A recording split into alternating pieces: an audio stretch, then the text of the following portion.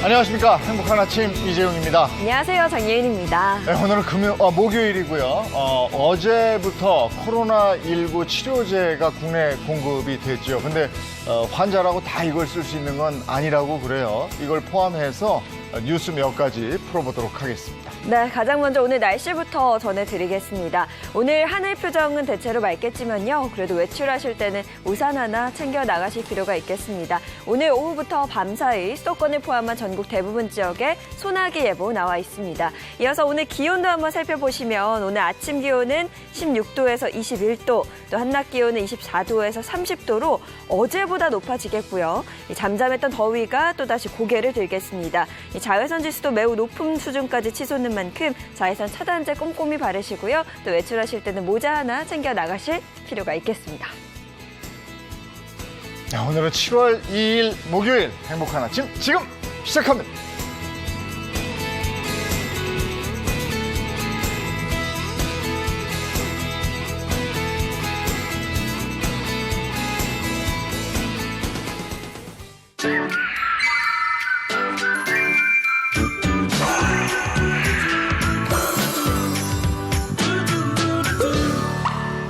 네, 코로나19 치료제 얘기 잠깐 언급을 했습니다만은 지금 코로나19 확진자 수가 1일 50명 이상으로 자꾸 이 수치가 네네. 네.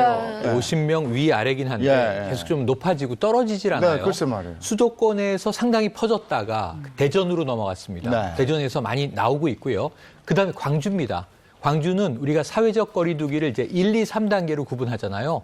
지자체 최초로 2단계로 격상했습니다. 네. 학교들은 다 일단은 이틀 동안은 쉬게 됐고요. 네. 지금 오늘도 좀 지켜봐야 될 것 같습니다. 네. 그래도 저희가 앞서 말씀드렸다시피 코로나19 치료제가 어제부터 이제 공급이 됐잖아요. 예, 여러 가지가 있었죠. 뭐 아비간이라는 이름 나왔고 클로로킨이라는 이름이 네. 나왔는데 렘데시비르. 렘데시비르는 에볼라 치료제로 개발이 됐지만 별로 효과를 못 보고 있다가 코로나19에는 분명히 효과가 있다. 예, 미국에서도 발표가 났죠. 네. 중증 환자들의 치료 기간을 단축해준다.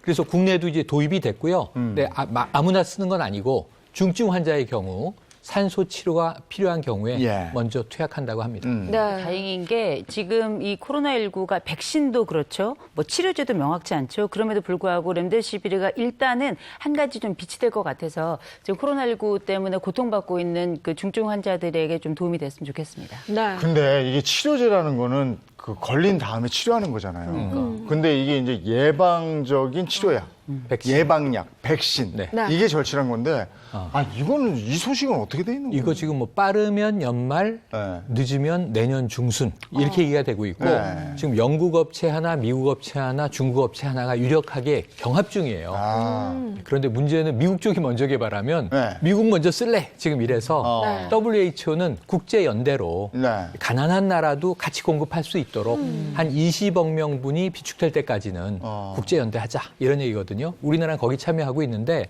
백신이 빨리 나와야 될 텐데 올해 안에는 쉽지 않다는 게 또 전문가들 이야기입니다. 그러게 올해 말 내년 초 이러니까 어쨌든 확실한 백신이 좀 나왔으면 하는 바람이고요. 어제도 홍콩에서 시위 있었더라고요. 시위 있었는데 300여 명 체포됐죠. 지금 홍콩 보안법이 중국에서는 만장일치로 통과가 됐습니다. 적용되는 거고요. 홍콩은 난리가 났죠. 이제는 이게 이 일국 양제는 깨졌다. 그냥 중국 내에 평범한 도시로 전락하게 되는 것 아니냐. 지금 영국에서는요. 홍콩에서 들어오는 사람들을 난민으로 받아서 5년 거주하면 시민권 주겠다. 미국도 지금 홍콩 시민들에 대해서 특별 조치가 필요하다. 다만 홍콩은 중국의 일개 도시로 전락했으므로 그동안 미국이 제공하던 이 특별 지위 이거 다 없애겠다. 지금 이렇게 중국과 미국이 맞서고 있습니다. 근데 홍콩 보안법을 어기면 뭐 무기징역까지 가능합니다. 한다고 그러고 어제도 보니까 시위하다가 이 홍콩 보안법 적용한 연령을 보니까 15세 15세죠. 청소년까지도 이렇게 사실은 지금 이제 블랙리스트 2위에 조슈아 웡이라고 있는데요. 청소년 시절에 이 우산혁명 시위를 시작했던 거예요. 이 데모크라시스트 당을 만들었는데 당이 해체됐어요. 조슈아 웡은 탈당했거든요. 당에 해가 갈 수 있으니까 저는 당에 피해를 주지 않기 위해서 개인 활동하겠습니다. 적용됐고요. 홍콩보안법. 당은 당 존재 자체가 홍콩보안법 위배다. 그래서 아예 당도 해체가 됐어요. 네. 지금 이런 심각한 일이 벌어지고 있습니다. 근데 이게 이제 홍콩 보안법은 국내에서 적용돼서 뭐 무시무시하게 적용이 될 것 같은데 네. 우리 걱정은 아까 미국 얘기 잠깐 해주셨습니다만 미중 갈등이 또 격화되면 네. 경제적으로도 그렇죠. 이게 경제적으로 좀 심각한 게 위기가 오는 게 아니냐. 홍콩 하면 전통적으로 네. 싱가포르, 홍콩이 아시아의 금융 네. 허브 도시잖아요. 세계 100대 은행 중에 71개가 홍콩에 있어요.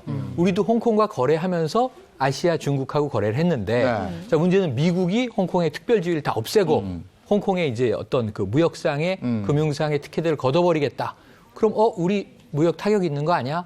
그나마 다행인 것은 우리가 홍콩을 경유해서 수출하는 물품들의 98%가 다 중국으로 들어가는 거예요. 그러니까 미국이 제재를 해도 중국 수출에는 크게 걸림돌은 안 되니까 네. 일단은 다행인데 그래도 지켜봐야 할 상황입니다. 역사는 되풀이된다고 이게 항상 갈등이에요 우리는. 맞아요. 미국으로 가야 중국으로 가. 요새 일본하고도 사이가 워낙 경색돼 있기 때문에 그쵸. 복잡합니다. 네. 자, 저희가 뉴스로 이런저런 얘기를 한번 풀어보도록 하겠습니다. 첫 번째 핫 이슈부터 가겠습니다. 네, 금주의 슈탑5입니다. 5위는요. 동행 세일, 어디서 뭘 살까?입니다. 대형마트 식품 코너에 사람들이 북적입니다. 마트 곳곳엔 이렇게 할인을 알리는 문구들이 눈에 띕니다. 참외 2봉지를 9,980원에 사면 상품권 만원권을 증정하는 행사도 진행 중입니다. 사과와 방울토마토도 50% 가까이 저렴한 가격에 팝니다. 수박 샀고요. 그리고 포도 이게 계절에 비해 싸서 샀고요. 제 느낌상 50%는 싼 것 같아요. 사과 같은 건 좀 싼 것 같아요. 바나나하고. 한 대형 가전 매장은 에어컨과 의류 관리기를 함께 사면 최대 100만 원까지 혜택을 줍니다. 한참 더울 때는 저거보다 이런 게 좀 나을 것 같아요. 12일까지 열리는 이번 행사가 얼어붙은 내수의 불씨를 되살릴 수 있을지 주목됩니다. 지난 26일부터 시작이 됐습니다. 대규모 할인 행사 동행 세일 가보셨어요? 네, 가보니까 뭐 현장이 난리가 났는데요. 눈이 커지고 귀가 반짝하는 그런 그래요? 분인데요. 백화점, 대형마트, 전통시장에 게다가 홈쇼핑까지 참여하는데요. 놀라지 마십시오. 최대 70%까지 할인하는 대한민국 동행 세일 행사. 주부들이 아주 좋아하십니다. 야, 세일 폭이 크다. 최대 70%예요? 네. 그렇죠. 큰 거죠. 첫 줄 반응이 굉장히 좋았다고요. 뜨거웠습니다. 뜨거웠는데 네. 약간 온도차가 있어요. 첫 주말을 보내면서는 일단 백화점하고 마트의 매출은 급신장을 하는 추세를 보이기 시작했는데 이게 동행 세일이잖아요. 네. 동행이 전통시장도 동행을 하는 건데 전통시장은 조금 아직은 미지근해요. 조만간- 편리성 때문에 그냥 마트나 이런데 네, 대형 마트 이런데 갔나 보다. 네. 그런데 전통시장- 카트에 담아오니까 네. 전통시장도 가면 요즘에는 그 근처에는 차도 대게 해주고 네, 시설 많이 늘려놨더래요. 뭐 많이 늘어났는데요. 제가 망원시장을 한 사례로 네. 조사를 해봤더니요. 수박 11kg 요즘 비싼데요. 15,000원입니다. 삼겹살 한 건 수입산인데 6,000원이고요. 네. 삼계탕은 닭 550g을 기준으로 4,000원이고요. 재료 2,500원에서 총 6,500원이면 구입해 먹을 수 있습니다. 싸죠? 진짜 괜찮죠? 저렴하죠. 저는 저희 동네 그 이수역에 있는 남성시장 이용하는데요. 그렇죠. 여기도 마찬가지인데 보니까 망원시장도 굉장히 싸네요. 네. 할만하죠 그러면. 예. 이게다가 아니고 동네 슈퍼도 동행 세일의 네. 대상이에요. 네, 네. 동네 슈퍼만 가셔도 뭐 양파라든가 오이라든가 한 8개 품목에 대해서는 대도매상들이 경락하는 낙찰하는 가격에 80~90%까지 야. 해주고요. 또 공산품도 돼요. 공산품의 경우에는 네. 공산물이 아니라 20%에서 50%까지 할인되는 품목이 20여 개 정도 되거든요. 네. 그러니까 어디든 가까운 데를 많이 가셔서 네. 이 기회에 구매하시면 좋을 것 네, 같습니다. 그러니까 사실 동행 세일이 함께 가는 거고 전통시장 요즘 워낙 깔끔하게 잘 되어 있는데 맞아요. 이게 백화점이랑 온도 차이가 좀 있다고 하니까 그게 아쉬운 거거든요. 네. 또 전통시장에서 구입했을 때 혜택 같은 건 없나요? 혜택이 의외로 많습니다. 이 당일 구매 금액의 20% 최대 4만 원을 온누리 상품권 페이백 형태로 지급한다고 하고 이게 네. 돌려주는 거죠. 네. 서울 지역 화폐 제로화폐 가맹점의 경우요. 제로페이로 5천 원 이상 결제 시에 결제 금액의 5%를 환급받을 수 있습니다. 네. 그리고 또 도심 한가운데 장도 열린다고 들었거든요. 네, 맞습니다. 동행세일 현장 행사라고 해서 네. 지금 아마 이제 그래픽이 나갈 텐데 한 6군데 정도 특히 이제 코로나19 피해가 많았던 곳 예. 서울, 수도권, 대구를 중심으로 해서 6개에서 대형 행사가 열리게 되는데 여기서는 뭐 라이브 커머스, 현장 판매라는 뜻이죠. 또 판매 부스를 통한 비대면 판촉 행사도 해요. 네. 그래서 네. 접촉하는 게 좀 걱정되신다 그러면 비대면 방식을 활용해 보는 것도 좋을 것 같고요. 최대한 50% 할인을 한다고 하니까 지금 나가는 지도 한번 쭉 보셨다가 네. 내가 갈 수 있는 곳은 한 번쯤 방문해 보시면 이득이 될 것 같습니다. 네. 방금 말씀해 주신 비대면 쇼핑도 뭔가 네. 지원이 좀 있으면 좋을 것 같은데요. 그러니까 왜 비대면 하면요. 밖에 나가지 않고도 살 수 있는 건데 온라인 전통시장 상품이요. 10%에서 무려 40% 할인 판매되고요. 온라인 쇼핑몰의 경우에는 할인가에다가 보통 할인 쿠폰이 발행되는데 이게 5%에서 10%짜리 많습니다. 특히 중소벤처기업부에서 만든 같이 삽시다 플랫폼에서는요. 아래 지금 주소 나갈 겁니다. 네. 최대 놀라지 마십시오. 87%가 할인됩니다. 네. 대단하다. 그러면 13%만 내면 살 수 있는 그러니까 87% 할인. 네. 같이 삽시다. 아니, 야, 이게 좋긴 한데, 그동안 너무 비싸게 산 거 아니야? 근데 그런 생각이 갑자기 드네. 이게 가능한 거였어? 뭐 이런 어쨌든. 거죠. 네. 아니, 그러니까 그리고 지금 저 비싼 값들이는 자동차하고 전자제품, 네. 이런 것도 지금 찬스라면서요. 그러니까 지금 뭐 농산물 얘기하고 공산품이라는 게 뭐 소소한 생필품들 아니야 그러실 수 있는데 여기엔 자동차도 있고요. 가전제품도 있습니다. 이번에 혹시 이것을 좀 교체해야지 하셨던 분들은 기회인데 자동차는 이제 주요 차종들에 대한 특별 할인이 있고요. 네. 고객 참여 이벤트가 있어요. 그 혹시 아까 이제 숫자는 이 차종별로 봐야 되겠지만 네, 네. 뭐 자동차도 한 87% 할인이 되나? 그럼 이번에 그건 아니겠지. 그건 아니겠죠. 네, 아니네. 하지만 대폭 할인이 되는 건 맞고요. 가전업계의 경우에도 히트 상품 특별전, 경품 이벤트 이런 걸 통해서 대폭 할인이 된다고 하니까요. 혹시 너무 소소한 거 말고도 네. 자동차, 가전도 한번 눈여겨보시기 바랍니다. 그리고 최근에 이 재택근무가 많은데 아이들 안 보고 밖에 가서 술 한잔 드시는 아빠들, 네. 이 용서받을 아빠들, 엄마들한테 잘 보일 시기입니다. 왜냐? 네. 백화점에서는요, 패션, 잡화, 고급 화장품 등에 대해 특가로 할인 판매하고요. 명품도 국내 판매가 가능해진 면세품, 명품 재고, 그러니까 재고 판매 예. 하나지만서도 예. 최대 60% 할인된 가격에 불과할 수 있으니까요. 눈이 커지죠. 네. 아니, 이거 좀 대출이라도 내고 싶어요. 이거 좀 사야 되는 거 아닌가 싶은데 뭐 그렇게 대출까지 낼 필요는 없겠지만 지금 말씀 들어보니까 이렇게 좀 소비가 활성화가 되면 대형마트도 살고 그렇죠. 전통시장도 살고 소상공인도 살고 그리고 국민들도 살고 다 이렇게 윈윈이 될 것 같아요. 잘 됐으면 네. 좋겠어요. 네, 경제도 살리고 주부님도 행복하고 일석이조의 효과인데요. 사실 이게 저희가 지금 5위 발표했잖아요. 네. 잠시 후 1위에 또 알뜰하게 돈 버는 정보를 잔뜩 준비를 했습니다. 네. 채널 고정해 주세요. 네. 자, 다음 이슈 보겠습니다. 네, 금주시 탑5 4위 보겠습니다. 4위는요. 고령자 운전면허 반납 지원입니다.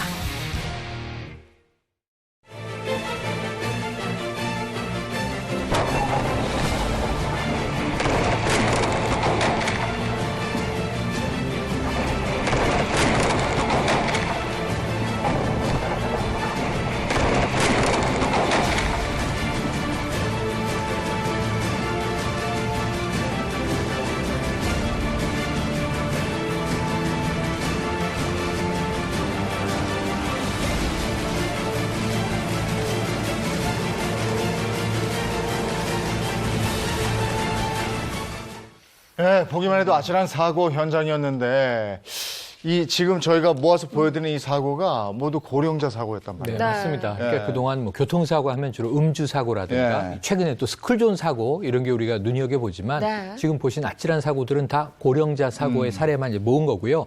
어제 7월의 첫날 부산 진구의 광무교 인근에서만 해도 네. 고령자가 모는 차 한 대가 옆에 이제 차선에 차를 추돌하고 네. 그러고 꺾어서 인도를 덮친 거예요. 네. 지금 횡단하려고 신호 기다리던 60대 노인 한 분은 크게 다쳤고요. 또 20대 여성도 경상을 입어서 병원 치료 중이라고 합니다. 네. 사고가 종종 일어납니다. 네. 뭐 고령자라고 해서 운전을 못 하신다 뭐 이런 건 아닙니다만은 고령자 사고가 점점 늘어나는 추세라 한번 짚어보도록 하겠습니다. 그리고 베테랑 운전자라고 해도 나이가 들면 아무래도 좀 달라지니까요. 네. 이게 70대 이상이 돼도 여전히 건강하시잖아요. 네. 뭐 여전히 왕성하게 활동하실 수 있는데 확실한 건 뭐냐면 신체 기능 저하는 막을 수는 없기 때문에 우리가 보통 나이가 70대 이상이 됐을 때 우리 시청각에 여러 변화들이 오는데 식별 능력도 그렇고 어둠에 적응하는 거나 아니면 특별히 야간 주행하실 때 이게 조금 약간 어른어른하다 이런 분들 많이 계시거든요. 그만큼 각별히 조심하셔야 되고 특별히 우리가 운전을 안 하겠다도 있지만 조심해야 되는 것도 있고요. 또 특별히 이번에 어떤 왜 신체적으로 변화가 느껴진다 그럴 때는 한번 좀 점검 받으시는 것도 되게 중요할 것 같아요. 네, 실제로 고령 운전자 사고가 얼마나 자주 발생하는지 통계를 좀 보시면서 이야기를 나눠보도록 하겠습니다. 표를 보시면요. 국내만 65세 이상 운전자의 교통사고가 2014년에는 2만 4천여 건에서 2019년 보세요. 3만 3천여 건으로 5년 만에 73%나 증가를 했습니다. 많이 늘어났네요. 많이 늘어나고 늘었죠. 있죠. 네, 네. 그러니까 이게 근데 왜 이런가? 그 이유는 너무 자연스러운 거예요.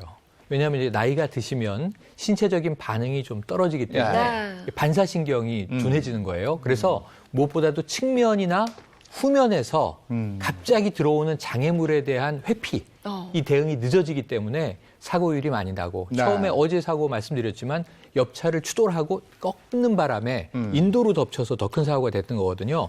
그러니까 이런 이제 반사 대응 능력 이런 게 좀 문제가 되는 것 같습니다. 그래서 각 지자체에서 지방자치단체에서 2018년부터 그 교통비 같은 거 지원해주고 이런 혜택을 드리면서 면허증 반납해 주세요 이렇게 했어요. 네. 근데 이런 방법은 해외에서도 많이 쓰는 거라면서요? 네네. 그러니까 우리나라도 적용이 시작됐어요. 네. 지금 만 75세 이상 고령 운전자에 대해서는 우리가 이 면허증 갱신과 적성 검사 주기가 있잖아요. 네. 5년인데 이걸 3년으로 낮춰놨어요. 그러니까 우리도 그렇게 하는데 해외는 좀 더 빠릅니다. 지금 일본의 경우가 제일 이제 모범적인데 1년에 한 30만 명 정도의 고령자가 운전면허를 반납하고 있어요. 네. 근데 이 반납하면 혜택을 그만큼 주는 거예요. 네. 저 차를 못 몰고 다니면 어떻게 외출하지? 대중교통 무료. 이걸 2년 동안 혜택을 주기도 네. 하고 네. 이런 방식으로 이제 고령자의 반납을 유도하는데 일본은 또 이런 행사가 종종 열려요. 운전면허 졸업증서 수여식. 네. 유튜브에 보면은 많이 나와 있는데 굉장히 감동적으로 진행이 됩니다. 네. 그러면서 이 노부부가 또 카드를 딱 가지고 예. 우리에게는 아직도 이용할 수 있는 대중교통이 많다. 이런 희망을 주기도 하거든요. 그래서 우리도 좀 이런 건 필요할 것 같아요. 미국도 몇몇 주의 경우에는 네. 이 반납과 갱신 주기를 적극적으로 관리를 합니다. 지금 이 일리노이주는 4년 정도 되는데 네. 이 고령자가 될수록 2년으로 줄이고 다시 1년으로 줄이고 그리고 굉장히 디테일하게 관리를 해줘요. 지금 예를 들면 운전을 하실 만은 한데 시력 교정을 더 하셔야 가능하겠습니다. 지금 운전을 하시는 데 있어서는 이런 부분에 대한 이제 개인적인 대처가 필요합니다. 그러니까 어찌 보면 이게 카운슬링까지 해주는 형태로 고령자에 대한 관리는 촘촘하게 하고 있는 것 같습니다. 네, 네. 저희가 뭐 국가별로 제도를 한번 살펴봤는데요. 앞서 말씀해 주셨다시피 일본은 뭐 1년에 30만 명, 국내 현황은 좀 어떤가요? 네, 국내 현황을 봤더니요. 서울시 70세 이상 노인의 운전면허 반납은요. 2018년에는요. 1,236명에서 지난해는요. 많이 늘었습니다. 16,956명으로 무려 14배가량 늘었습니다. 이게 또 오랫동안 운전하신 분들은 이게 어떤 자존심 같은 게 있어요. 나 아직 운전할 수 있어. 맞아요. 뭐 이걸로 네. 가시는 건데 아까 혜택 얘기했잖아요. 우리나라 지금 혜택이 어느 정도 돼 있어요? 그러니까 뭐 지자체마다 조금씩은 지원이 다릅니다. 서울의 경우 10만 원에 든 충전된 교통카드를 지원해주고 있고요. 네. 경기도의 경우 10만 원 상당 지역 화폐를 지급해주고 있습니다. 네, 사실 제 주변에 이거 면허 반납하신 분을 저는 봤거든요. 근데 하셨던 말씀이 그 절차가 너무 복잡하다. 네, 그런 이야기 좀 불만을 좀 토로하시더라고요. 그러니까 좋아 반납하기로 결심했어. 그럼 어떻게 반납을 하지? 그러면은 경찰서나 운전면허 시험장에 가서 발급받았던 곳에 반납을 해야 됐어요. 네. 이게 전국에 몇 군데나 됩니까? 그렇죠. 눈에 잘 안 띄잖아요. 그러니까 결심을 크게 했는데 이 또 문턱이 높은 거예요. 네. 그래서 이 면허 자진 반납 원스톱 서비스가 어제부터 서울시는 어제부터 시작이 됐어요.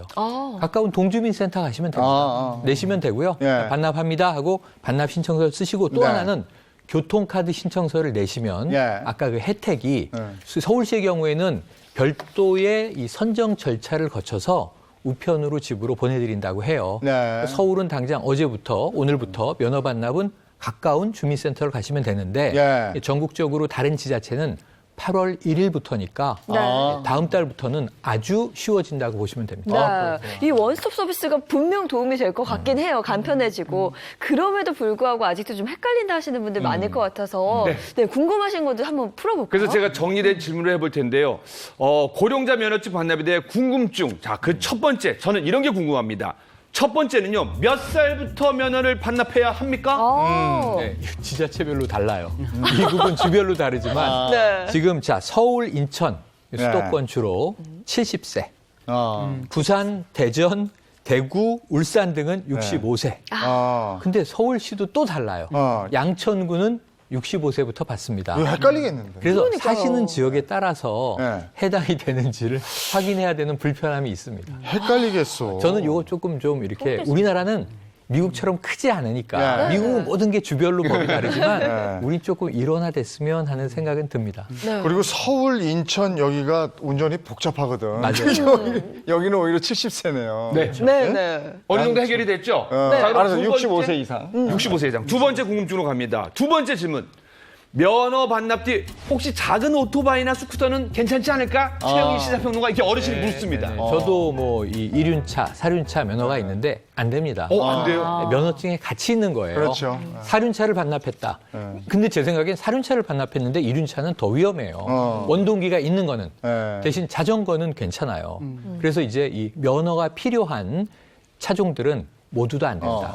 뭐 3륜도 안 되겠죠. 이런 부분들에 대해서는 다 포기를 하셔야 되는 것이 네. 맞다 말씀드릴 수 있겠습니다. 자, 좋습니다. 그럼 마지막 질문입니다.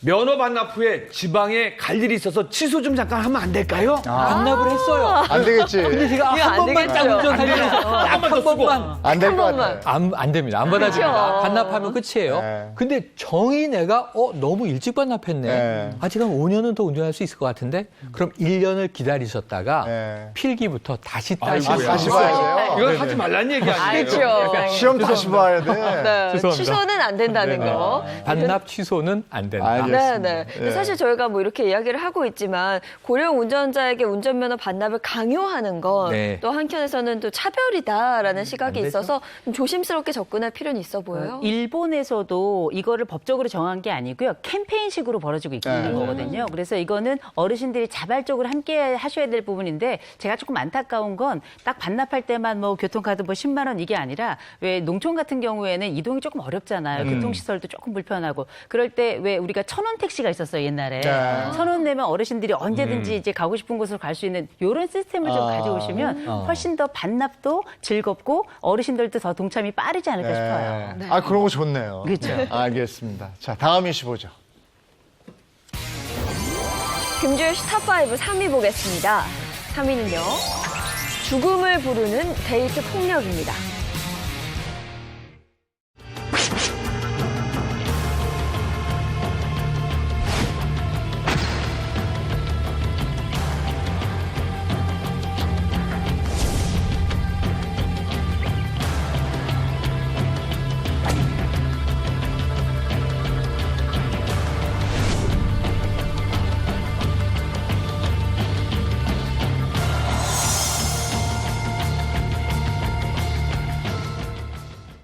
야, 저거는 뭐 진짜 끔찍한 사건이네요. 아니 저게 사실이라면 지금 협박 들어갔죠, 폭행 들어갔죠, 네. 성폭행 들어갔죠. 이건 사람을 완전히 파괴하겠다는 거거든요. 네. 이거는 너무 심각한데요. 네, 근데 사실 이게 정말 문제가 되는 게요. 데이트 폭력이니까 사귀던 사이에서 그냥 헤어지면 끝날 일인가 싶으신 분들도 많을 텐데 이별한 후에도 폭력은 계속된다고 아니, 하더라고요. 쫓아오잖아, 막. 그러니까요. 네. 이거는 뭐 집착을 넘어서 완벽한 지배욕이라고 봐야 될 것 같고요. 이런 지배욕이 있는 사람의 폭력성이 함께 다 가미가 되면 완전히 다른 사람의 삶을 아주 흡착해버리는 거잖아요. 위험할 뿐만 아니라 사실 이렇게 한 번 시작된 폭력은 하나의 고리처럼 이 사람을 완전히 쥐기 때문에 이 피해자가 겪는 심적인 고통과 물리적인 고통이 어마어마하죠. 네. 그리고 예를 들어서 나는 헤어졌다고 했지만서도 상대 가해자는 아니다 나는 안 헤어졌다. 그리고 일종의 나의 소유물로 보기 때문에 특히 이런 거는 초기부터 신경을 많이 쓰셔야 됩니다. 네, 네. 비슷한 사건이 또 있었잖아요. 최근에 네. 있었습니다. 바로 지난달 23일에 벌어졌는데요. 강서구 화곡동에 있는 네. 한 지하방에 헤어진 전 남친에게 감금을 당하고 성폭행을 당한 여성 피해 예. 사례가 벌어진 거예요. 얼마나 두려웠을까 싶은데 네.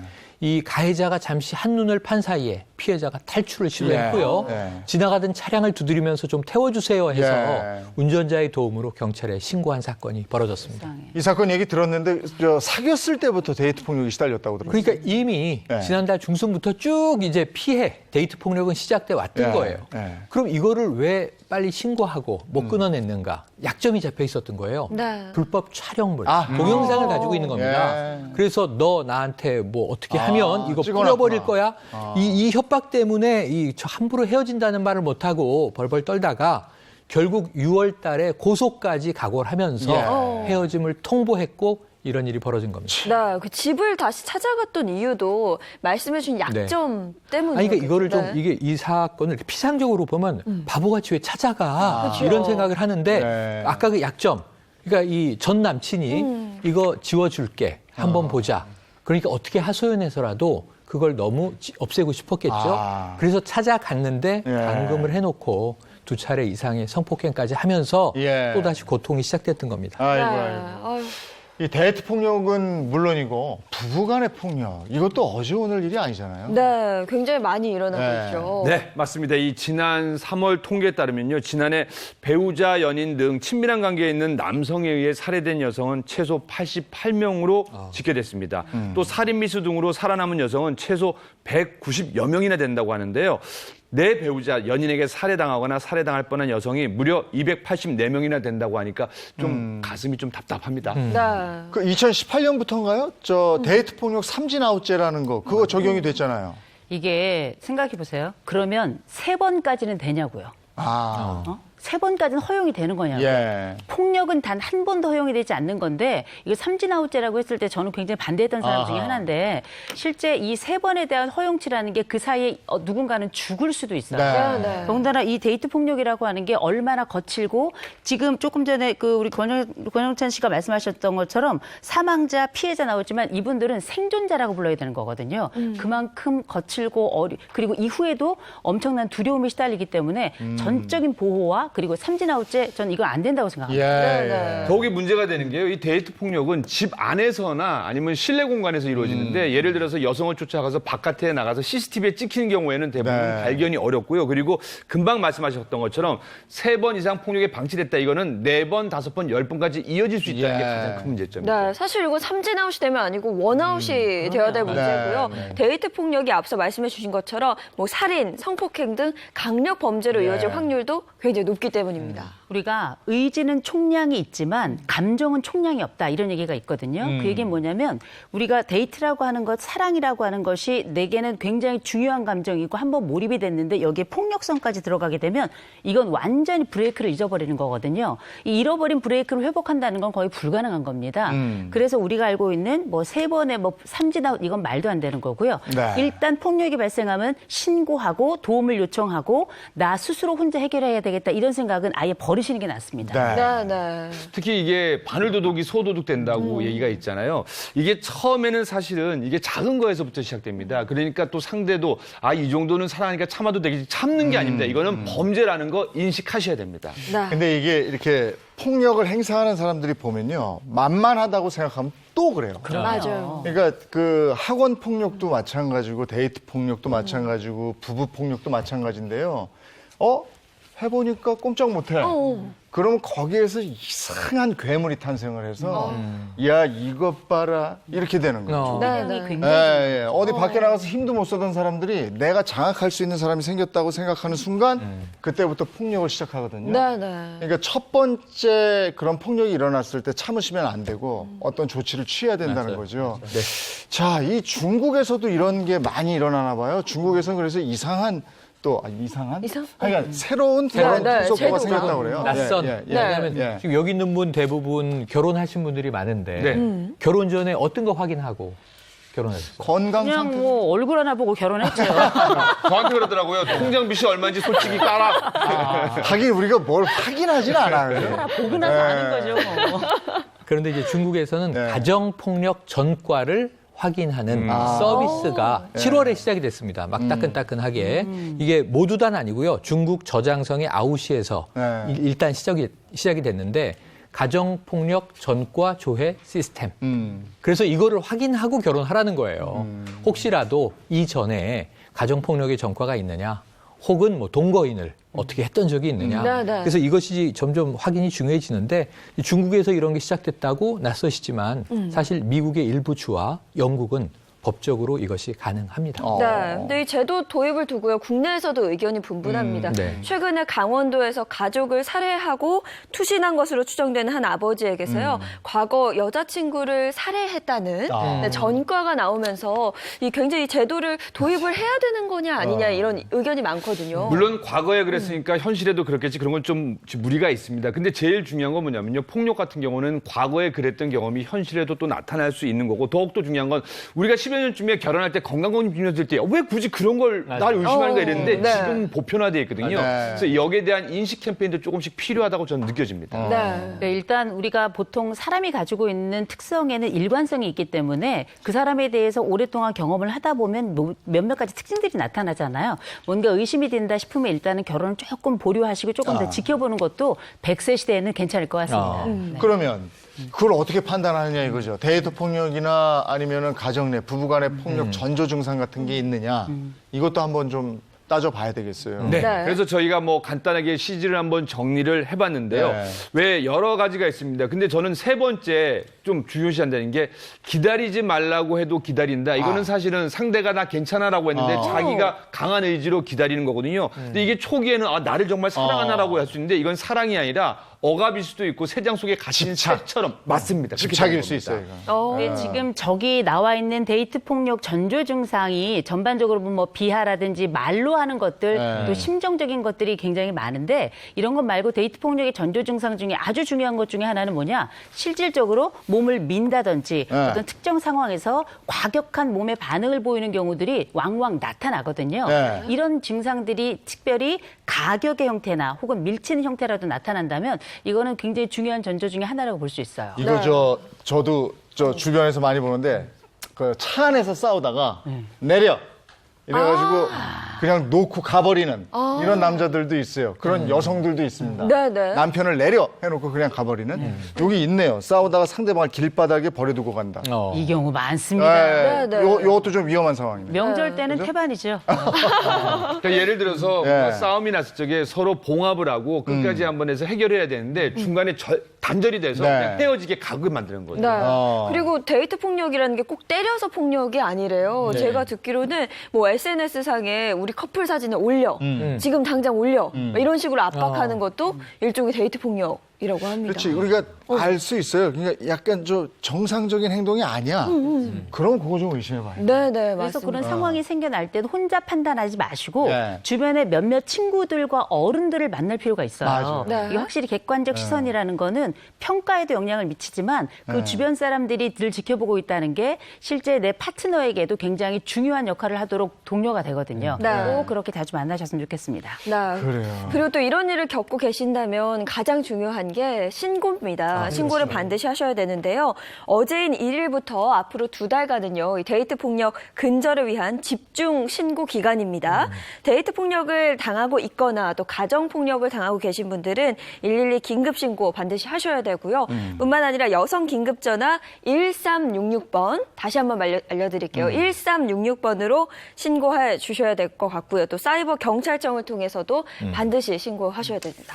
일단 급하시다 무조건 112로 전화 거시면 되고요. 네. 그리고 우리가 최근에는 굉장히 이런 안전과 보안에 대한 서비스들이 많이 좋아져서 실제 내가 데이트 폭력을 당했습니다. 그러면 스마트워치가 지급이 됩니다. 스마트워치라는 게 말 그대로 똑똑한 시계라는 뜻이잖아요. 그래서 현재 이 사람이 어느 위치에 있는지 그리고 실제 이 사람이 있는 곳에 주변에 있는 가까운 분들이 또 순찰도 해주시고요. 네. 필요하다면 퇴근할 때나 어두운 데 다닐 때 동행 서비스도 같이 해요. 그런데다가 나중에 잘 들어가셨는지 이런 것들에 대한 서비스들 확인 서비스도 하고 있기 때문에 여러분 잊지 마시고 피해자 전담 경찰관이 있다는 것 그리고 이분들이 함께 동행하면서 움직이는데 특별히 보호가 필요할 때가 있잖아요. 그러면 전문기관하고 연계해가지고 긴급 생계비하고 치료비까지 지급이 되니까 혼자 떨지 마시고 혼자 판단하지 마시고 꼭 도움을 요청하셨으면 좋겠습니다. 저는 한 가지 좀 추가로 말씀드리고 싶은 게요. 이러한 게 왜 캠페인까지 생기고 7월 1일부터 시작을 할까? 그건 그만큼 많다라는 거니까 초기에 그걸 잡으셔야 돼요. 데이트 폭력, 가정 폭력, 부부간의 폭력, 학원 폭력까지도 초기 대응이 무엇보다 중요합니다. 초기 대응은 아주 강하게 하시라는 거 그거 잊지 마시기 바랍니다. 다음 이슈 보죠. 네, 금주일 탑5 다음 주제 보겠습니다. 2위는요. 가방 가두고 올라뛴 엄마입니다. 포승줄에 묶여 경찰서 밖으로 나오는 여성. 9살 초등학생을 여행용 가방에 7시간 동안 가둬 숨지게 한 의붓 엄마입니다. 검찰 조사에서 추가 범행 사실이 드러난 겁니다. 아이를 가방에 가둔 뒤 위에 올라가 수차례 뛰는가 하면 아이가 가방 속에서 숨쉬기 힘들다고 호소하자 헤어드라이기 바람을 넣은 사실도 드러났습니다. 아이가 죽어가는데도 40분 넘게 방치한 사실도 드러났습니다. 검찰은 아이가 숨질 수 있다고 충분히 알 수 있었다며 살인죄를 적용해 재판에 넘겼습니다. 얘를 죽여야겠다라는 생각을, 그러니까 그런 고의를 갖고 있다고 본 거예요. 이게 결정력 차이입니다. 아동학대 치사죄는 무기징역 또는 5년 이상 징역형이 선고되지만 살인죄는 사형 선고도 가능합니다. 저도 저 뉴스 봤는데 저 인간이 아닌 것 같더라고요. 그거 저 정상이 또 정상이 아니라고 하면 또 감형돼. 예? 그렇지 않아요? 네. 저 어떻게 저럴 수가 있어요? 너무 화가 났어요. 이게 벌써 지난달 1일에 벌어진 사건이니까 한 달을 좀 넘겼습니다. 그런데 그때만 해도 7시간 동안 또 작은 가방으로 옮겨가면서 아이를 가방에 넣는 학대를 했는데 결국 사망을 한 거죠. 그런데 새롭게 드러난 놀라운 것이 이제 검찰 수사, 추가 수사의 결과 이 가방에 여러 차례 올라가서 발로 밟았다. 이거는 좀 깜짝 놀란 얘기예요. 그리고 이 아이가 이 안에서 왜 고통을 호소 안 했겠습니까? 아니나 다를까 엄마 숨쉬기가 힘들어요. 그러면서 고통을 호소했는데 헤어드라이기로 뜨거운 바람을 불어넣었다? 이게 지금 무슨 일이 저는 처음에는 이 이야기를 보고 납득이 잘 안 되더라고요. 네, 정말 충격적이고 그 내용 자체가 너무 과학적입니다. 사실 뭐 심리 전문가분들 나오셨지만 심리적으로도 이거는 뭐 분석이 안 될 것 같아요. 뭐 여러 가지 추측을 해볼 수는 있는데요. 일단은 훈육이라는 미명하에 처음에는 작게 시작됐는데 점점 더 강도가 세질 수 있고요. 두 번째는 현실 인지 능력이 지극히 떨어진다고 볼 수 있습니다. 왜냐하면 상대 아이가 분명히 호소를 했거든요. 그럼에도 불구하고 내가 거기에 대한 느끼는 능력이 떨어진다는 거. 세 번째는 혹시 이 아이 때문에 자기만의 피해의식이 있어서 혹시 이 아이 때문에 내가 불행한 거 아니라 자꾸 그런 생각을 갖게 되는 잘못된 생각인 거죠. 이게 저는 마지막 항목에 조금 관심을 갖게 되는데요. 그 행동을 보면 일단 이 엄마가 굉장히 덩치가 있더라고요. 그 가운데 아이를 가둔 것도 이상하지만 그 가둔 것 위에서 뛰었다 혹은 작은 가방에 가둔 다음에 거기에 숨 못 쉬는 아이에게 호소하는 아이에게 뜨거운 바람을 불어넣었다. 이건 뭐냐면 보통 내가 어떤 피해를 입었을 때 가학적 보복을 하는 행위처럼밖에 느껴질 수가 없는 거거든요. 그렇다면 이 아이가 무슨 잘못을 했을까? 본인의 행복에 장애가 된다고 생각하는 건데 우리가 보통 영화의 한 제목 중에 너는 나에게 모욕감을 주었어라는 말 때문에 상대방을 굉장히 해롭고 또 죽이고자 하는 의도를 가진 그런 영화가 있었는데 이 엄마가 가지고 있는 심정 자체는 단순한 이거는 훈육과 학대를 이 정도 선에서 구별하지 못하는 건 말이 안 되는 거예요. 이건 가학이 맞고 충분히 죽음에 이를 가능성이 있다는 걸 알았을 거라고 저는 봅니다. 근데 이제 수사 진행되면서 이런 사실이 또 나오고 있는데 이때만 이렇게 하지는 않았을 거 아니에요. 그러니까 한두 차례 우발적인 학대의 결과 이런 죽음에 이르게 됐는가? 절대 아니겠죠. 아닐 거라는 게 확인이 됩니다. 지난해 7월부터 지지난달 29일까지 약 1년 동안입니다. 확인된 것만 12차례 정도의 아동 학대, 폭행이 있었다는 거예요. 예를 요가링을 가지고 이마를 때린다든가 이런 일들이 상습적으로 벌어져 왔던 거고 더 안타까운 건 이 의붓 엄마인데 친부가 함께 살고 있잖아요. 친부도 심지어는 이런 폭력에 가담했다라는 것까지 확인됐습니다. 아니 이게 지금 본인들이 고백한 것만 12번인 거예요. 그러면 저는 거기에 곱하기 10만 할까요? 저는 그 이상의 폭행과 폭력이 지속적으로 있었을 것 같고 그 모든 상황에 이 아이는 오롯이 어떤 도움도 받지 못하고 그 고통을 다 받아들인 거 아니에요? 너무 네. 불쌍해요. 너무 아픕니다. 네. 이 계모는 살해 혐의를 받게 됐죠. 네, 맞습니다. 이게 살해 혐의인데 검찰에서 살해 혐의를 추가 적용하기로 했고 네. 처음에 경찰에서 수사할 때는 처음에 말씀드린 뭐 가방에 올라가서 뛰었다, 헤어드라이기, 뜨거운 바람 넣었다 이걸 이제 모르던 상황이에요. 그러다 보니까 아동 학대에 의한 학대한 건 맞고 과실로 치사에 이른 것 아닌가 죽음에 아동 학대 치사가 적용이 돼서 검찰로 송치가 됐는데 지금 이런 행위가 추가로 드러난 걸 보니까 네. 살해 의도가 명백한 거 아니냐. 그래서 이건 살인 혐의가 적용이 됐습니다. 네. 그리고 이제 그런 경우에 그럼 뭐가 달라집니까? 형량은 사실 비슷해요. 네. 아까 말씀하신 5년 이상의 징역이나 무기징역은 똑같은데 네. 다만 살해는 사형까지도 판결이 가능합니다. 근데 이 부부, 하여간 이 인간들은 그 다자녀 혜택? 이것까지 노렸다 이런 의혹도 있던데요? 그러니까 이게 육아 카페, 맘카페, 네. 천안 지역 커뮤니티에서 활동을 했어요. 이런 정황이 나오고 있습니다. 뭐냐면 천안시의 경우에 3자녀 이상이면 다자녀에게 주는 혜택이 있는데 문제는 이 지금 현재 친부와 이 계모 사이에 또래 2아이가 있어요. 네. 그런데 이 사망한 아이는 친모와 살고 있었어요. 근데 굳이 그 아이를 데리고 온 그게. 거예요. 그리고 이렇게 만든 거예요. 그렇다면 이 아이를 사랑해서 데리고 왔겠는가?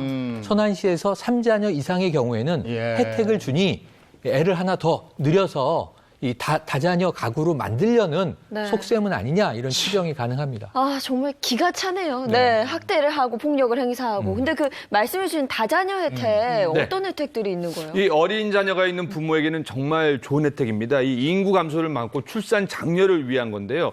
사실은 천안시는 18세 미만 아동 3명 이상 세대에 대해 상수도 요금 감면해 주고요. 그리고 전기요금 감면해 주고요. 도시가스 요금 할인, 또 심지어는 자동차 취등록세까지 감면 혜택을 줍니다. 그리고 체육시설 50% 할인이 되고요. 아동수당, 아동돌봄 쿠폰 등 혜택을 주고 있는데요. 이거는 천안시뿐만 아니라 사실은 지금 현재 우리나라 모든 지자체에서 하고 있는 그런 감면 혜택입니다. 요거 혜택 받으려고 그랬다는 의혹, 요것도 지금 풀고 있는 거죠? 보도가 다 됐으니까 경찰은 이미 알고 있으며 확인에 들어갔다고 합니다. 네. 근데 그 또 최근에 서울 개화산에서 아동폭력, 그죠? 지난달 20일이에요. 이제 7월로 바뀌었으니까. 이 새벽에 2 아들을 옷을 다 벗겨서 나체 상태로 산에다가 버리고 온 어머니가 있었던 건데 이 아이들은 그 산을 새벽에 헤매다가 발바닥에서는 또 이 피를 흘리는 상황으로 발견이 됐어요. 8살, 9살 2 아들이에요.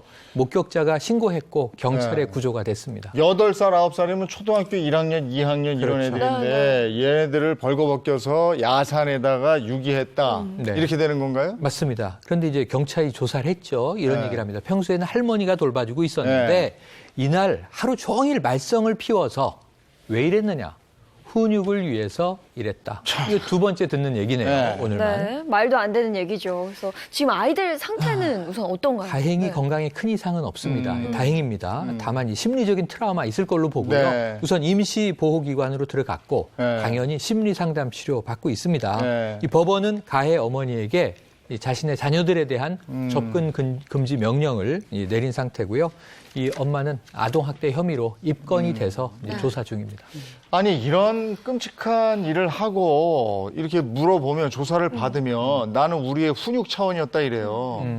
이게 훈육인지 가학행인지 이걸 모를 정도로 그런가요? 근데 이제 부모 입장에서는 가해자 입장인 거죠. 근데 자신은 훈육이라고 생각해요. 근데 아이 입장에서는 그게 체벌이고 그리고 학대가 되는 거거든요. 우리가 성희롱에 있어서도 나는 그냥 웃자고 했는데 상대가 만약에 모멸감을 입은 건 성희롱에 해당되는 거거든요. 그러니까 이 훈육과 학대, 아까 우리 이호선 교수가 말한 것처럼 그 기준을 잘 잡으셔야 됩니다.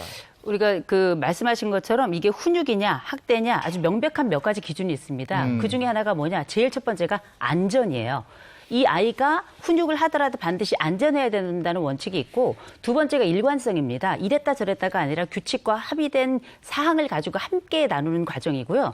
3번째가 이 아이의 성장과 발달에 분명한 도움이 돼야 되는데 이번 사건 같은 경우에는 그 또래 아이들도 물론 밤 시간이라고 하지만 아이들 홀딱 벗겼다 안전하지도 않았고요. 유기했죠. 절대 위험한 상황이었고 거기다 아이들에게 수치심과 모욕감을 줄 수 있는 상황이었잖아요. 저는 이거는 훈육의 차원을 넘어선다고 봅니다. 네, 아니 아니 근데 또 최근에 뭐 숙제 못하고 늦게 네. 들어온다고 뭐 그런 일도 있었잖아요. 그게 이제 올해 3월에 이제 발견된 사건인데요. 11살짜리 딸아이가 있는데 이 아이가 숙제 안 한다. 그리고 밤에 늦게 다닌다. 그래서 이 엄마가 숙제하고 있던 아이 숙제 종이장을 쫙 깨가지고 이거를 구겨서 애 입에다 집어넣은 거예요. 구겨 넣고 그다음번에 신체 일부를 이제 애를 이제 때린 건데 이제 이 상황이 작년 9월달 2018년부터네요. 2018년 9월달부터 올해 3월까지 5차례 정도 되었다라고 이제 엄마가 고백을 한 건데, 근데 이게 이렇게만 볼 수가 없는 게 실제 이 학대와 관련해서 아동보호 전문기관의 상담사가 그 집을 찾아간 겁니다. 그래서 대화를 시도를 했더니 어떻게 했는가? 주먹을 날린 거예요. 이 상담사에게. 이럴 정도면 아이에게 어떻게 했겠는가 이런 생각이 좀 들고요. 일단은 뭐 법원에서 그러니까 접근 금지 임시조치 명령이 내려와서 떨어져 있어라 그랬는데 이것도 어겼고요. 딸에게 전화를 지속적으로 하면서 아이를 뭐 일종의 협박 같은 걸 했겠죠. 아이가 얼마나 위험을 처했을까 불안했을까 그 상황이 예측이 됩니다. 아니 상담사에게 이렇게 폭력을 휘두를 정도면 거의 뭐 습관성이라는 말인데 이거 너무 처벌이 약한 것 같아요. 아니 집행유예 처벌만 받았대요. 집행유예도 집행유예를 왜 받게 됐는가? 우리가 볼 땐 지속적이었고 아이 가학적 행동을 한 게 맞는데 왜 그런가 했더니 딸이 엄마 처벌하지 말아주세요 라고 요청을 한 거예요. 근데 보통 이렇게 오랫동안 장시간 학대 피해를 받았던 아동들은 대개 본인이 이 자기를 했던 가해자에 대해서 의외로 보호하고자 싶어하는 이런 마음이 있는데 이거는 보호 심리가 아니고요. 공포죠, 공포에서 오는 거예요. 기본적으로. 근데 이거를 그냥 그대로 수용을 했던 것 같아요. 일부 가해 부모에게 유리한 민법이 있어요. 뭐냐면 자 부모에게는 이 아이를 보호하고 교양할 목적으로는 징계권이 있다라는 민법 조항이 있는 거예요. 부모라고도 안 돼 있고 친권자 이렇게 요즘은 잘 안 쓰는 말인데 이 친권은 대체로 부모에게 있으니까 말이죠. 그러니까 이 징계권을 부모들이 체벌이 가능하다. 난 이 아이를 교양하기 위해서 훈육하기 위해서 이런 체벌을 정당하게 한 것이다. 이런 이제 이 하나의 빌미가 되잖아요. 즉 법무부는 이 민법을 개정한다는 이 상황입니다. 다만 이것을 아예 징계권 조항을 삭제해버릴 건지 이 밑에 이것은 결코 체벌하라는 의미가 아니다라고 아주 명시를 할 건지 뭐 방식은 몇 가지가 제한되고 있는데요. 곧 징계권은 사라질 것으로 보여지네요. 그러니까 몇몇 관계자분들 같은 경우는 이거는요 예전 법이기 때문에 현실에 맞지 않는 법이기 때문에 빨리 개정돼야 한다고 하는데 현장 조사자에 대한 권한도 강화했습니다. 오는 10월부터는요 아동학대 현장 조사자의 업무를 방해하면요 5년 이하 징역이나 1,500만 원 이하 벌금형에 처합니다. 그리고 이제부터는요 성폭력 또는 약물 사범에만 운영한 전담 보호관찰관 제도가 아동학대 사범에도 확대 적용이 되는데요. 저는 한 가지 당부드리고 싶은 게 사실은 체벌을 조금이라도 하는 엄마들이 이런 얘기를 해요. 아이가 너무 말을 안 들어요. 우리 아이만 유난한 것 같아요. 그때 상담 선생님이 뭐라고 하냐면요. 어머니 모든 엄마가 그렇다고 때리지는 않습니다라는 걸 꼭 기억해 줬습니다. 아, 그럼. 아니 그리고 저는 저 앞서 얘기한 그 집은 가봐야 될 것 같은데 올 3월까지 지속적으로 폭력을 행사했는데 집행유예로 풀려났으면 지금 그 아이하고 같이 살고 있는 거 아니에요? 근데 많은 분들이 집행유예가 사실은 벌을 안 받은 거라고 생각하는데 사실 이거는 지금 원래 벌 받아야 되는데 잠시 지켜보고 있는 거거든요. 집행을 유예한 거니까. 그런데 이 폭력이라는 게 가정 안에서는 보이지 않는 거 아니에요? 그러니까. 보이지 않는 곳에서 지금까지 해왔던 그 폭력이 같은 장소로 돌아가면 우리가 복귀라는 말이 있습니다. 그 행동이 다시 똑같이 반복이 된다는 거예요. 이런 상황에서 아이는 제가 볼 때는 상당한 위험에 노출이 돼 있고 미국 같은 경우는 이렇게 아동학대 피해가 이 정도로 발생하면 벌써 분리했어요. 벌써 분리했고 또 나중에 당연히 재학대 방지를 위해서 그 교육도 당연히 받아야 되고요. 사회복지사가 지속적으로 계속 방문을 하는데 우린 첫 번째 그런 법도 없고요. 두 번째 인력도 너무 부족합니다. 이 아이는 지금 그 공포스러운 상황에서 계속 지금 2018년 올 3월이구나. 그러면 지금 7월이니까 몇 달 동안 그냥 야 이거 한번 가보고 있겠죠? 조치하고 있겠죠? 있습니다. 자, 그러면 이렇게 하면 이제 부모들이 얘기하는 그 훈육, 이건 어떻게 해야 되는 거예요? 이게 그러면 체벌 안 하고 어떻게 훈육하냐 이런 얘기하는데 체벌과 훈육은 같은 말이 아니에요. 보통 우리가 이야기하는 체벌이라고 하는 건 매를 드는 거로 생각을 하시는데 훈육은 우리가 부모가 안 되는 것보다 부모가 되는 게 어렵잖아요. 기꺼이 이 길을 선택했다면 조금 더 매력적이고 의미 있는 방식으로 훈육을 해야 될 텐데 아이들을 때리는 방식이 아니라 함께 규칙을 만들어가고 이 부분에 대해서 최근에 여러 교육 프로그램들이 많이 보시면 그 안에 뭐 생각의자부터 시작해서 다양한 규칙을 수행할 수 있는 방법들이 어마어마하게 많습니다. 필요하시면 전문가의 도움을 받을 수도 있고요. 최근에 여러 훈육에 관련된 건강한 방법들이 많이 있으니 꼭 찾아보셨으면 좋겠습니다. 네, 최근 뭐 아동학대가 계속해서 늘어나고 있고 이야기도 많이 나오고 있잖아요. 근데 이 시점에서 반드시 하나 짚어봐야 될 게 있습니다. 놀라운 조사 결과가 발표가 됐는데요. 화면 자료를 한번 살펴보시면 올 1월부터 3월 아동학대 신고 접수가요. 6,800여 건으로 지난해 같은 기간보다 449건이 줄어들었다고 합니다. 굉장히 의외였어요. 뉴스에서는 아동학대에 관한 이야기가 계속해서 나오고 있는데 신고 접수는 그에 반해서 줄어들었다는 거죠. 이게 현실적으로 보면 아동학대가 줄어들었다는 수치는 너무 좋을 텐데 그게 아니라요. 코로나19 시국에서 아동학대 의무 신고자인 교사나 보육기관 종사자들이 이렇게 보면 압니다. 근데 아이들을 일단은 초등학교 같은 경우는 지금 학교별로 다른데 2주나 일주일에 한 번씩 가는 시스템이거든요. 그러다 보니까 직접 만나기가 쉽지 않고 집에 찾아가면은 엄마들이 우리 아이 지금 코로나19 때문에 위험하니까 선생님 가세요라고 하니까 이게 문제가 돼서 줄어들거든요. 그러면 그 사각지대에 놓인 아이들이 그만큼 늘어났다 이렇게 볼 수 있는데 어떻게 해야 됩니까? 지금은 너무 안타까운 게 최근에 발견된 이런 상황들은 보면 애들이 간신히 목숨 걸고 나와야 어른이 발견하는 방식이에요. 맞아. 그렇다 보니까 숨겨진 학대를 찾는다는 게 너무너무 어려운 일인데 그럼에도 불구하고 이웃에겐 소리가 들려요. 아이의 울음소리와 그 찢어지는 비명이 들리는 겁니다. 신고 의무자가 따로 있는 게 아니고요. 바로 옆에 있는 어른, 바로 옆에 있는 이웃이 신고 의무자라는 걸 기억하시고 두려워하지 마시고 이 비밀 보장 다 되거든요. 꼭 신고하셨으면 좋겠습니다. 네, 그동안 그래서 조금 강화됐던 게 뭐냐면 취약 통지서가 가잖아요. 학교에 등교하지 않는 아이. 이 집은 반드시 가정 방문을 해서 확인토록 하는 제도가 재작년부터 시작이 됐어요. 그 어린이집은 어떡하냐. 나오던 아이가 일정 기간 나오지 않는다. 그렇죠, 연락이 두절이다. 찾아가야 되는 거죠. 그리고 이제 이번에 7월 1일부터 더 강화되는 건 뭐냐면 이건 영유아도 해당될 텐데 시기마다 예방접종을 맞아야 되잖아요. 근데 의료보험 시스템의 데이터베이스에 예방접종 받아야 되는 아이가 미접종이다. 그다음에 이 건강검진 받아야 되는 아이가 미수검이다. 그럼 이런 경우에도 반드시 연락하거나 찾아가고 지자체 차원에서는 더 선도적으로 하기 위해서는 재학대 방지를 위해서 아동학대 점검팀이 순회를 한다고 하네요. 네, 뭐 이런 다양한 노력들을 함에도 불구하고 계속해서 이런 아동학대 소식이 들려오면 저는 참 그런 생각하게 돼요. 인간이 동물보다 못하다. 네, 그래서 이 이야기를 좀 뒷받침을 해줄 수 있는 영상이 준비되어 있습니다. 한번 보고 오시죠. 어미 돌고래가 죽은 새끼 돌고래를 등에 업고 수면 위로 올리기 위해 연신애를 씁니다. 자신에게서 새끼가 멀어지면 따라가고 주둥이에 얹거나 등에 업은 채 헤엄을 치기도 합니다.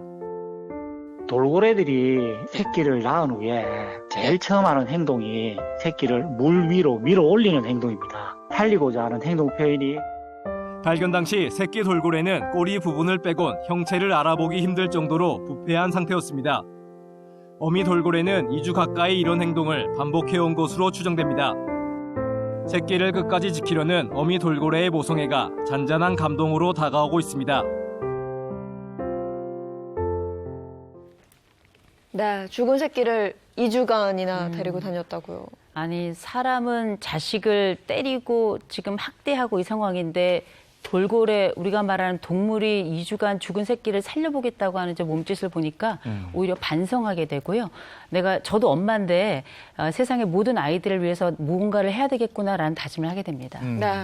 아니, 부모 교육 같은 게 좀 있어야 될 것 같아요. 그러니까 아이를 낳아서 기른다고 그게 다 부모가 아니고 그럼요. 제대로 된 부모. 그렇다고 또 아이에 너무 집착해서 내 아이만 뭐 이러는 것도 비용이에요. 어떻게 보면. 제가 늘 두 가지 강조하는 게 있는데요. 그중에 하나가 온라인이 보편화됐으니까 예비 부모부터 현재 부모까지 의무적으로 부모 교육, 온라인 교육을 좀 받았으면 좋겠고요.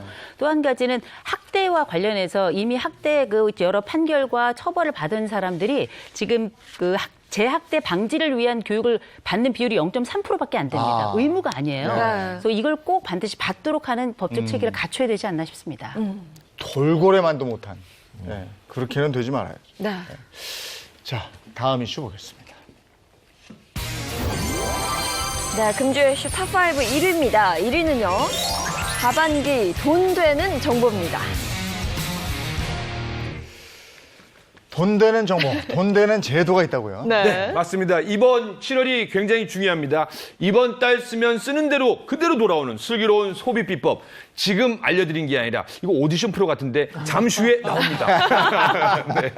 먼저 이거 말씀드릴게요. 네. 공공요금 인하가 있어요. 네. 이 도시가스 요금. 네. 이거 매달 나오는 거라 네. 골치인데 11.2%가 와. 인하됩니다.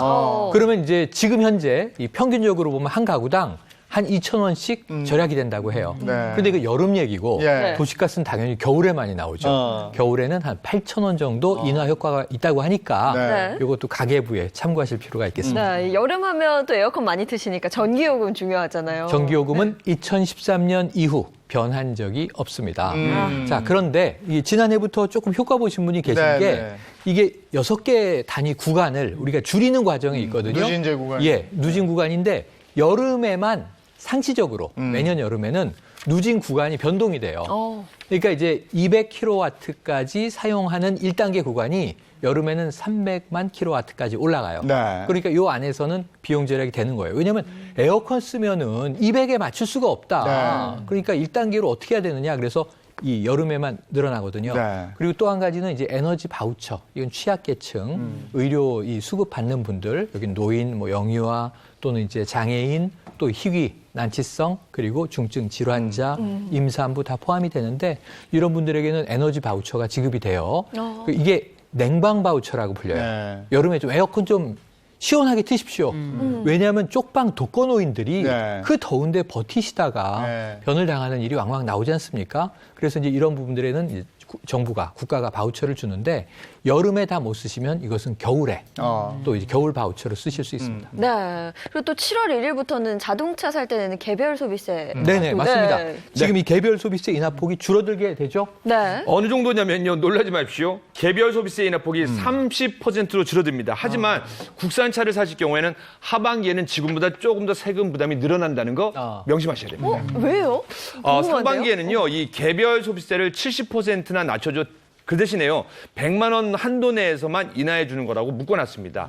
그래서 이 실질적으로는요, 3월부터 6월 사이에 차를 사면 최대 할인 효과가 143만 원 정도까지 나왔는데요. 하반기부터는 세금 인하 폭이 다시 작년 수준으로 돌아가는 대신에 한도액을 없앴습니다. 그러니까 예를 들어서 출고가 3천만 원짜리 차라면 개별 소비세, 교육세, 부가세 부담 커지면서 86만 원 부족한 57만 원 정도를 할인받게 되는 거고요. 반면 공장 출고가 기준으로 6,700만 원이 넘는 차는 하반기에 사는 게 조금 더 유리하다고 합니다. 아, 이거 잘 알아보시고 네. 구입하셔야겠네요. 그리고 또 인터넷 TV 통신사 변경도 이제 쉬워진다면서요. 어우, 이거 전 진짜 귀찮았어요. 예를 들면 이 식구들마다 다 쓰고 있는 통신사가 네. 다른데 맞아요. 네, 네. 뭐 저는 특정 통신사의 집에 인터넷 TV, 네. 인터넷 전용 회선이 들어오는데 IPTV 다 요즘 그걸로 다시 보게 하잖아요. 네, 네. 유료도 있고 무료도 있는데 근데 이거를 어느 저 통신사랑 통화를 하다 보니까 왜 이걸 묶음으로 안 하셨어요? 예.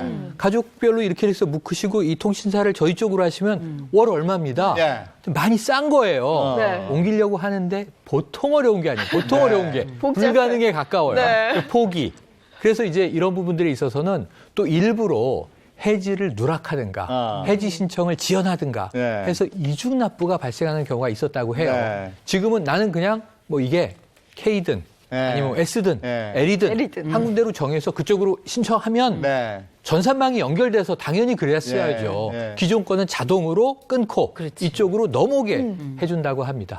이제 네. 원스톱이 됐습니다. 예, 그걸로들 많이 보시잖아요. 집에 또 케이블도 해서. 다 그걸로 예, 예. 보죠. 근데 지금 이것도 그걸로 보실 그거를 텐데. 몇 년 동안 계속 지속하시면 뭐 혜택도 있겠습니다만 네, 네. 언제 이렇게 딱 전화해서 좀 바꾸려고 하는데요 이러면 뭐 줘. 꼭 줘요. 근데 그게 매력적이야. 그러니까 가끔 그렇게 점검하세요. 네. 그냥 헷갈려 두지 마시고요. 가끔 전화해서 제가 다른 데로 그러면 저희가 이런 걸 좀 드립니다. 그렇지, 그렇죠. 그거 이용하시기 바랍니다. 네. 그거 이용하셔야 됩니다. 그리고 또 뭐 여행 지원금? 이건 뭐예요? 있습니다. 여름 휴가 계획하시는 분들 주목하셔야 되는데요. 네. 코레일에서는 7월 1일부터 시작했는데요. 7월 19일 동안 KTX를 반값에 탈 수 있는 인터넷 특가 상품을 판매했습니다. 서울, 부산 구간을 반값 인터넷 특가로 이용할 수 있는데요. 예약하면요. 29,900원입니다. 그리고 용산, 광주, 송정 구간은 23,400원이니까 혹시 어르신들이 힘들다. 그러면 아들 찬스, 딸 찬스를 이용하십시오. 네. 사실 서울에서 부산 한번 가면 왕복 원래 10만 원이거든요. 비싸요. 너무 혜택 좋고요. 그리고 저희가 앞서 계속 예고해드렸잖아요. 쓰면 쓸수록 돈이 되는 그 혜택 좀 알려주세요. 사실 제가 남편 말고는 다른 남자를 잘 안 보는데 자꾸 보게 되네요. 이쪽으로 붙어야 돼요. 왜냐? 신용카드를 무턱대고 쓰다 보면은 거짓골을 못 면한다. 옛날 이랬거든요. 하지만 이번 달은요, 신용카드를 잘 쓰면 돈이 됩니다. 그래요? 어떻게 해요? 정부가요, 얼어붙은 소비 심리를 풀고자 공제 환급 혜택을 늘리는데 잘 적으세요. 원래는 소득에서 연소득 25%를 초과한 신용카드 결제액에 15%만 빼주지만요. 올해 4월, 7월에 한해 무려 80%까지 파격적으로 공제했습니다. 그래요? 80%까지? 그렇죠. 근데 물론 주의할 사항은 있습니다. 소득 공제액의 한도가 있기 때문에 자기 소득에 맞게 신용카드를 써야지 이게 할인이 다 된다는 거. 제 말만 믿고 쓰다가 영찬 씨 왜 안 돼 하면요. 저 책임 못 집니다. 공제 그 한도가 있어요. 내가 버는 거에 뭐 몇 퍼센트 구간 뭐 이런 게 있으니까 그거 알아보시고요. 진작에 시작이 됐었네. 4월부터 7월까지였네요. 네, 시작됐습니다. 7월 한 달을 놓치지 마시기 바랍니다. 네. 그리고 또 가전제품 구입하려면 또 지금이 찬스라면서요. 지금이 적기입니다. 이 가전제품을 하실 분은요. 자, 으뜸 효율 가전을 구입하면요. 10% 환급을 받을 수 있기 때문인데요. 가전제품은 가격이 좀 꽤 나갑니다. 그래서 신용카드로 구매하면 환급 혜택에 공제 혜택까지 받을 수 있는 이득이 있고요. 또 동행 세일이거든요. 7월 말까지 제조업체와 판매업체가 진행하는 할인 프로모션도 많이 있습니다.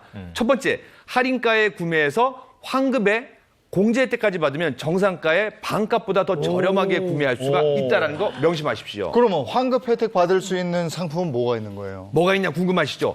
환급이 가능한 가전제품 품목 넓습니다. 냉장고, 김치냉장고, 에어컨, 세탁기, 냉온수기, 밥솥, 유선청소기, 공기청정기, TV, 제습기 등 총 10가지인데요. 애들은 가라. 이게 갑자기 왜 나왔지? 이게 붙어갖고 죄송합니다. 지금 인기 가전제품은요. 의료건조기도 품목 대상에 포함할 계획이라고 하니까 혹시 사실 분은 잠깐만 기대하십시오. 저희 집 냉장고 13년 됐거든요. 이참에 한번 알아볼까요? 저희 집사람 의료건조기 자꾸 얘기하던데 이거 괜찮겠네요. 집집마다 아마 한두 개씩 있을 거예요. 그러면 구입 이후에 환급 받으려면 방법은 또 어떻게 돼요? 요거 중요합니다. 가전제품 구매 후에요. 지금 아래 주소가 나갈 겁니다. 으뜸 효율 고객센터나 홈페이지에 신청하면요. 이게 내 돈이 된다는 겁니다. 꿀팁. 너무 좋네요. 그러네요. 주부들 눈이 확 띄는데요. 냉장고. 오늘도 아까 앞에 한 거 보니까 지금 저 장터가 도심에 서 있으니까 거기 가면 또 싸게 물건을 구입할 수 있고 우리 전통시장 가시면 또 혜택도 여러 가지가 있고 또 가전제품, 자동차까지 지금 뭐 대한민국 세일 기간이군요. 그러네요. 꼭 이용해서 혜택을 좀 보시기 바랍니다. 무리한 소비는 또 금물이고요. 고맙습니다. 고맙습니다. 동행 세일 기간, 대한민국 세일 기간이라고 하니까 그냥 아이 쇼핑이라도 그냥 한번 봐야 되겠다 싶은데요. 저희가 할인 정보 많이 알려드렸으니까요. 이 기회에 생각해 두신 물품이 있다면 구입해 보시면 좋을 것 같습니다. 저희는 내일 아침 8시에 돌아오겠습니다. 행복한 아침, 행복한 하루 되십시오. 고맙습니다. 고맙습니다.